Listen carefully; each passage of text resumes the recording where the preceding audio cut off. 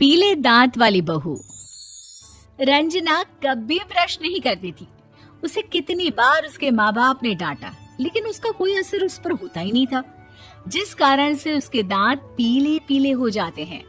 शादी के बाद अरे बहू, वैसे तो तुझ में कोई कमी नहीं है, पर तेरे दांत इतने पीले कैसे हैं बेटा?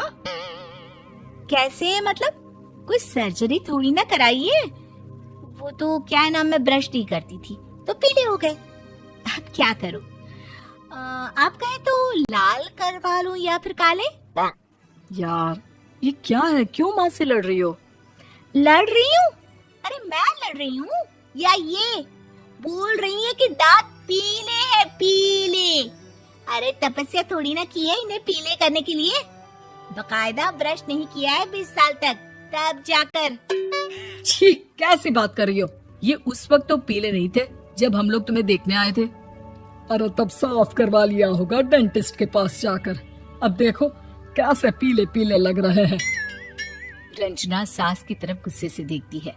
फिर शुरू हो गई पीले पीले पीले। अरे पीले तो तब भी थे जब मेरे हाथ का रसगुल्ला उड़ा उड़ा कर खा रही थी और बोल रही थी, लड़की नहीं गुणों का खजाना दे रहे भाई साहब आप। खैर, अब वो लोग करते भी तो क्या करते, पीले दांत वाली बहू पल्ले पड़ी थी तो झेलना तो था ही। एक दिन कीर्तन में रंजना गाना गा रही थी। अरे कमला बहन, माँ का द्वार है, यहाँ तो सब शुद्ध होकर आते हैं, फिर अपनी बहू को ब्रश भी नहीं करवाती तुम। दूर से पीले पीले दांत भक्ति में बाधा उत्पन्न कर रहे हैं। अरे कोई 2 साल के बच्चे थोड़ी ना लेकर आई हूँ मैं बहू बनाकर। अच्छी खासी लड़की है, अरे कैसे करवाऊं ब्रश? ये तो उसे खुद करना चाहिए ना। अब माँ बाप तो इसके जैसे तैसे निपटा दिए, ये नहीं सोचा कि सास कैसे संभालेगी। सास बहू को लेकर घर आ जाती है, लेकिन सोच लेती है कि अब इसे लेकर कहीं नहीं जाएगी। अगले रोज बहू कहती है, अरे क्या हो गया, मंदिर नहीं जाना क्या? कीर्तन का वक्त हो रहा है। मेरी मधुर वाणी से कान्हा जी जागते हैं और सोते हैं।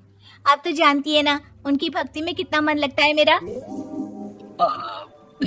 वो क्या है ना, तबीयत ठीक नहीं लग रही है मेरी, आराम करूंगी मैं। तबीयत ठीक नहीं लग रही? अभी तो मिथुन के गाने पर नाच रही थी आप, और अब बोल रही है कि तबीयत ठीक नहीं लग रही। अरे भक्ति में मन लगा लो सासू माँ, ऊपर जाना है, क्या मुंह दिखाओगी आप? हाँ? सास को बहू की बात पर गुस्सा आ जाता है। मैं क्या मुंह दिखाऊंगी, इसकी चिंता तो ना कर, समझी? अपने मुंह की चिंता कर, जो ये पीले पीले दांत लेकर हर जगह पहुंच जाती है। पता है लोग कितना मजाक बनाते हैं। ना जी ना, मैं नहीं जाना कहीं तेरे साथ। तो ये बात है। कोई ना, मत जाओ, मैं अपने कमरे में ही बैठकर भक्ति कर लूंगी। ऊपर वाला दांत थोड़ी ना देखता है, मन देखता है, भावना देखता है।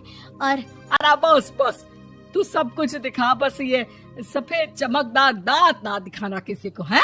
जा यहाँ से। बहू को सास की बात का कोई फर्क नहीं पड़ता, वो तो जैसी थी वैसी ही रह जाती है। सुबह नहाकर किचन में खाना बनाना, फिर खाना खाना, कीर्तन भजन करना और सो जाना। एक दिन, माँ जी मैं सहेली के घर जा रही हूँ, शाम को लेट आऊंगी। हाँ, तो जाना, मैंने कौन सा तेरी आरती करनी है घर पर बैठकर। रंजना सहेली के घर जाती है, जहाँ वो पार्टी में जाने की तैयारी कर रही होती है। अरे शिखा, कहाँ जाने की तैयारी कर रही है? मैं गलत वक्त पर आ गई क्या? अरे नहीं यार, उल्टा सही वक्त पर आई है।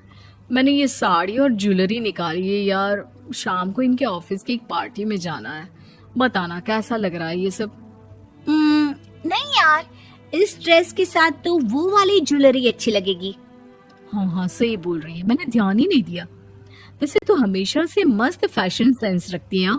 तो बड़ा जाती होगी ना पति के साथ पार्टी में। रंजना कुछ नहीं बोलती, बस सोचती है कि यार काश ये बात सही हो जाती, पर मैं क्यों नहीं जाती पार्टी में? क्या इन लोगों की कोई पार्टी होती नहीं होगी? रंजना घर आती है और रात में पति से सवाल करती है, एक बात बताइए, आप मुझे किसी पार्टी में क्यों नहीं ले जाते? क्या आपके यहाँ ऑफिस में पार्टी नहीं होती? पति बेचारा क्या कहता कि दांत पीले हैं तुम्हारे इसलिए। अरे कोई पार्टी होती नहीं हम लोगों के ऑफिस में, तो कहाँ से लेकर जाऊं? और मार्केट, मॉल, कहीं वीकेंड घूमना, कहीं तो। अरे यार, सारे हफ्ते में एक छुट्टी मिलती है, तो सोचता हूँ कि आराम ही कर लूं। क्यों? रंजना मन मार के रह जाती है।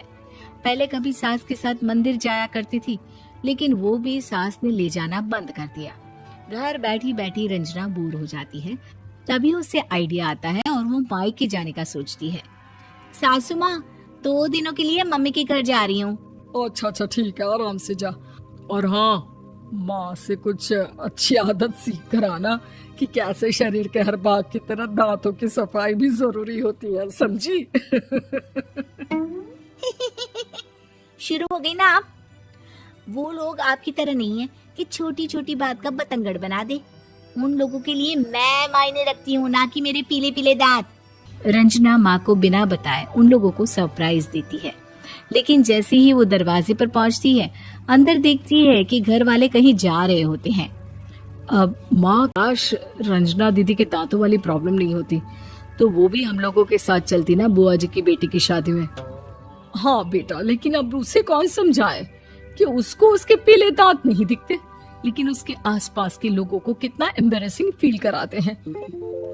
मुझे तो कितनी बार उसके स्कूल की टीचर ने शिकायत की कि उसके साथ कोई लड़की बैठना भी नहीं चाहती, और ना ही कॉलेज में कोई उससे बात करना चाहता था। लेकिन पता नहीं क्यों उसे ये बात समझ में ही नहीं आती। कोई कमी नहीं है उस लड़की में, बस यही कि दांत पीले हैं। वो तो भला हो जीजा जी और उनकी माँ का, जो दीदी को जैसी है वैसे ही रखा हुआ है। रंजना को अपने घर वालों की बात सुनकर बहुत दुख होता है।